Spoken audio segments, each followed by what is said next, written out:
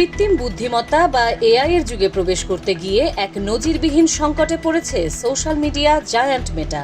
কর্মীদের হটিয়ে পুরো সংস্থাকে এআই নির্ভর করার এক মেগা প্ল্যান তৈরি করেছিলেন প্রধান নির্বাহী মার্ক জাকারবার্গ। কিন্তু শেষ মুহূর্তে বড় সিদ্ধান্তের মুখেই এই রূপান্তর পরিকল্পনা বড় ধাক্কা খেয়েছে। রয়টার্সের অনুসন্ধানী প্রতিবেদনে উন্মোচিত হয়েছে মেটার গোপন প্রকল্প প্রজেক্ট ওটি, অর্থাৎ অর্গানাইজেশন ট্রান্সফরমেশন। জাকারবার্গ ও শীর্ষ নির্বাহীরা পরিকল্পনা করেন মেটার বহু টিমের আকার 2 ধাপে সর্বোচ্চ 60% পর্যন্ত কমানো হবে। দৈনিক কাজের বড় অংশ চলে যাবে এআই এজেন্টের হাতে, আর সেগুলোর তদারকি করবে ছোট কিন্তু অত্যন্ত দক্ষ মানব দল।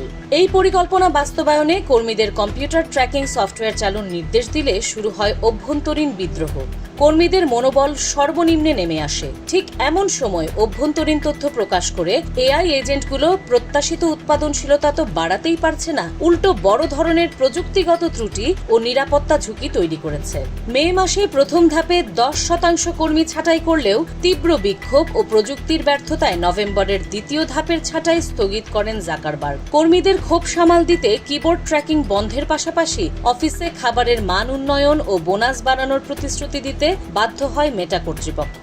চলতি বছরেই এআই অবকাঠামোতে অন্তত $13,000 কোটি খরচের পরিকল্পনা রয়েছে মেটার, কিন্তু কাঙ্ক্ষিত ফল না আসায় চরম অস্বস্তিতে বিনিয়োগকারীরাও। জাকারবার্গ আপাতত কর্মীদের প্রতি আস্থার কথা বললেও প্রযুক্তি প্রেমীদের প্রশ্ন, এআই কি তবে নিকট ভবিষ্যতে আবার হানা দেবে মানুষের কর্মসংস্থানে? আন্তর্জাতিক ডেস্ক, খোলা কাগজ, ঢাকা।